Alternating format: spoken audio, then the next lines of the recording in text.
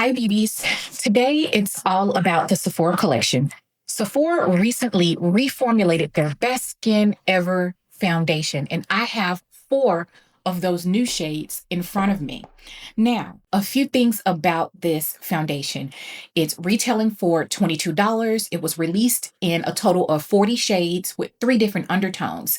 It was released with a neutral yellow and pink undertone.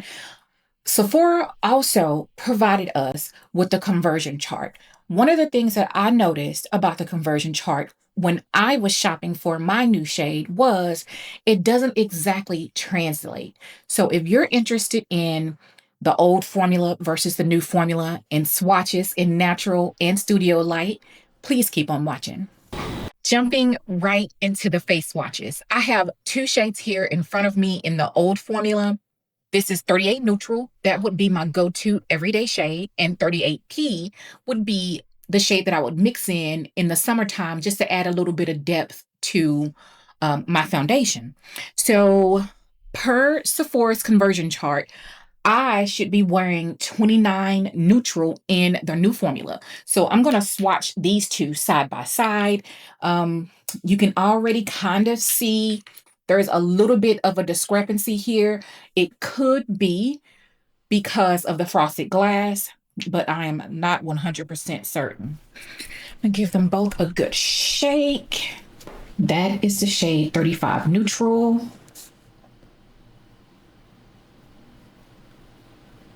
Old formula. This is the shade 29 neutral in the new formula.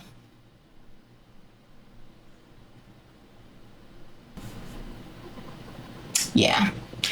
So we can clearly see that there's something quite off here, but this is the shade that I purchased per the Sephora website. Thankfully, I have picked up a few more shades. This is the old formula in 35 neutral and the new formula in 29 neutral. Now, I do have a total of 4 shades in the new formula here in front of me. I'm going to go ahead and swatch those shades out here on my face, and we'll see which shade will work for me the best.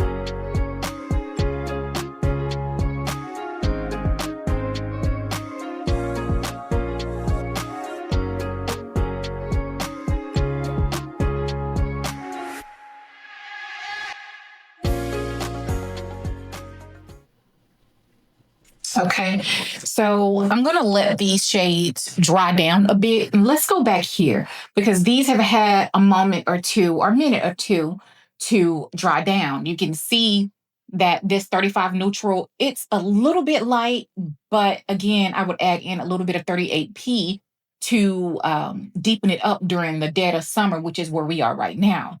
So that's the color, and this is a shade 29 neutral in the new formulation. You can clearly see that this is not a direct translation.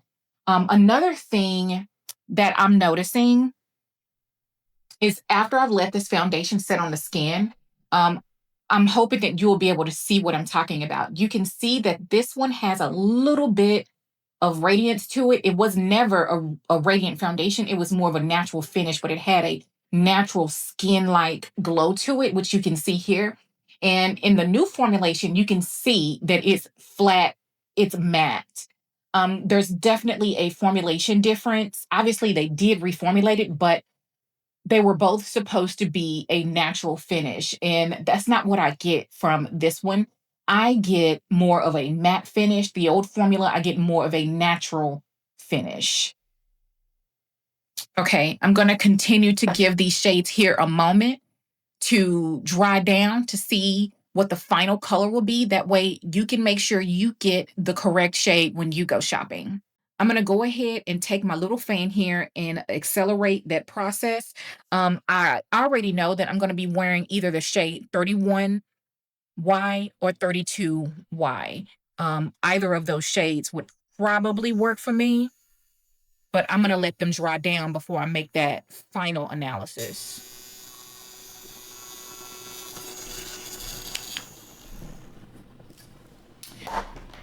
Okay. I'm not sure if it's just me, but it kind of seems like 31Y is deeper than 32Y. This one is 31Y and the last shade is 32. Yeah, 32Y.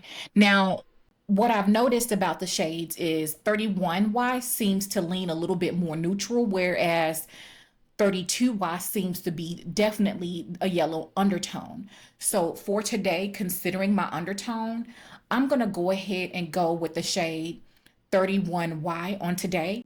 I also want to mention that in between the face swatches, I was wiping my fingers off with my towel.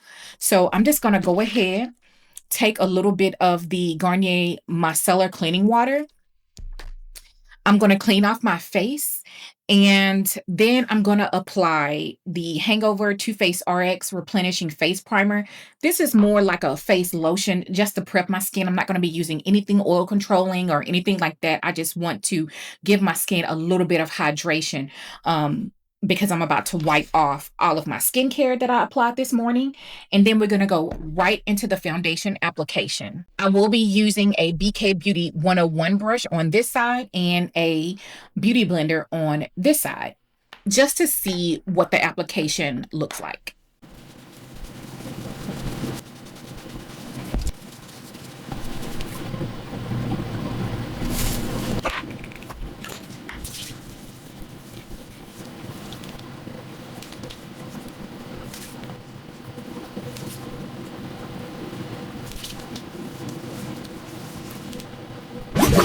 I apologize. I just realized I'm saying the shades wrong. The shade that I'm going to be putting on today is the shade 30Y. 30Y seemed to be a little bit darker than 32Y, but more neutral. 32Y definitely has that yellow undertone, while 30Y seems to pull it. While it is warm, it does pull a little more neutral. Taking 2 pumps of the foundation on my mixing plate, I'm going to apply this side with a brush.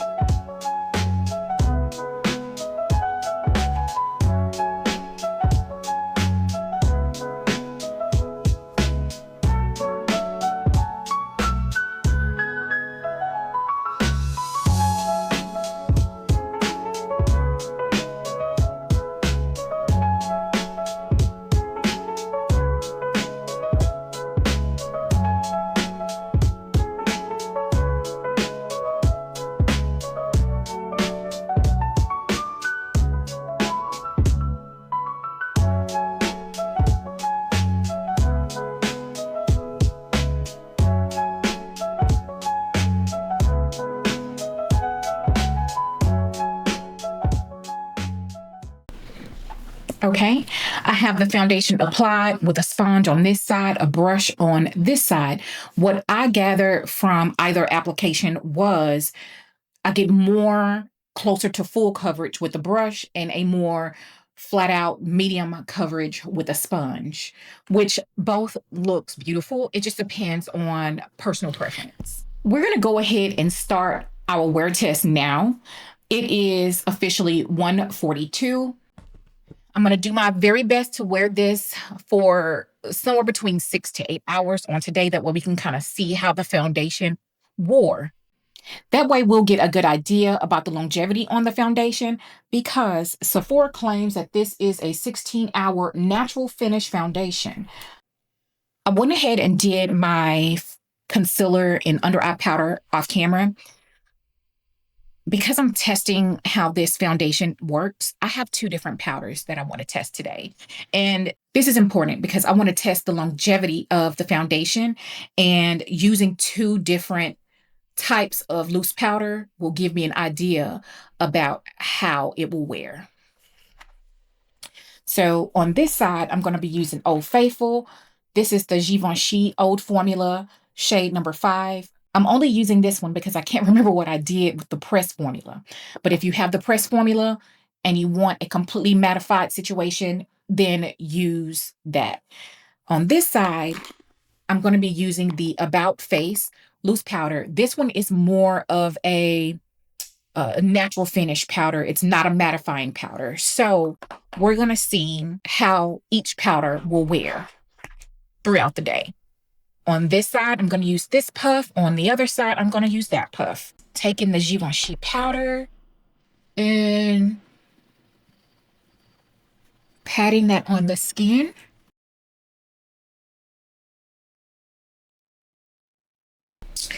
Now on this side, taking my About Face powder and patting that on the skin.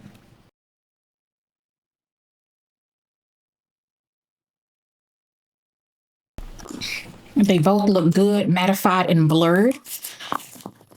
It's just that the Givenchy is a little bit more mattifying and has some oil control properties to it. So there's that.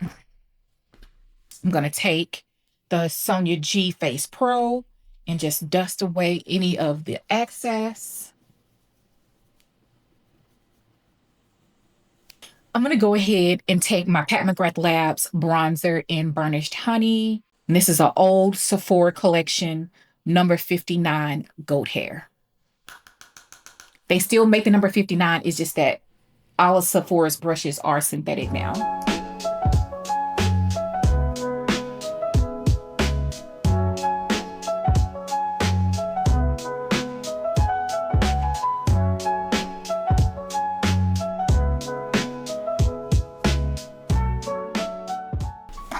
I absolutely love this bronzer. Then I'm going to finish it up with the Wavelength from Kosas. It's a very pretty blush.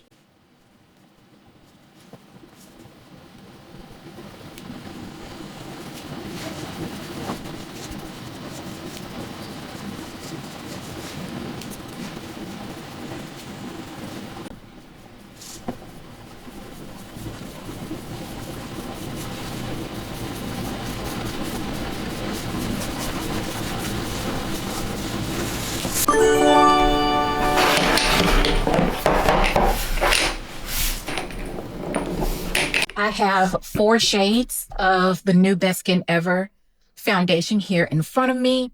Again, this is retailing for $22. You're getting 0.84 ounces of product.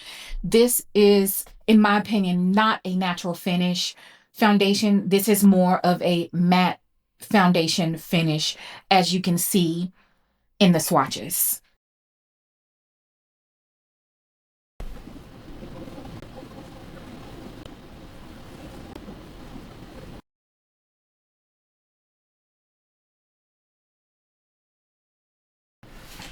Now, 29 neutral is supposed to be the old 35 neutral.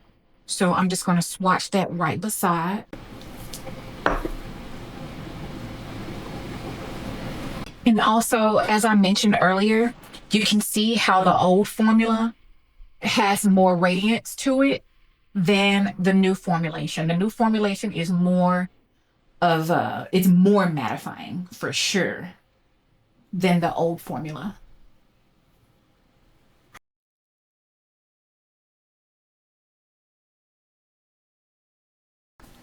Let's go ahead and dust off the excess.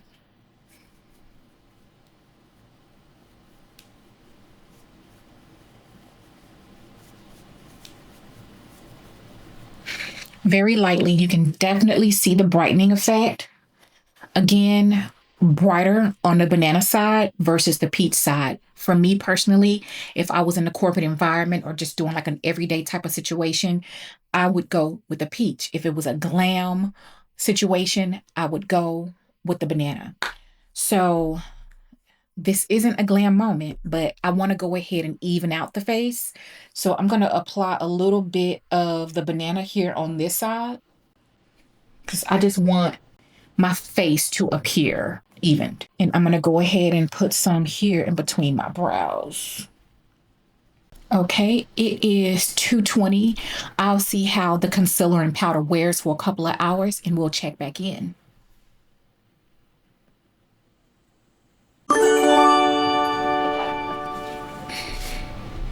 I love how each powder comes with a coordinating sponge, mini sponge, perfect for setting up under the eyes.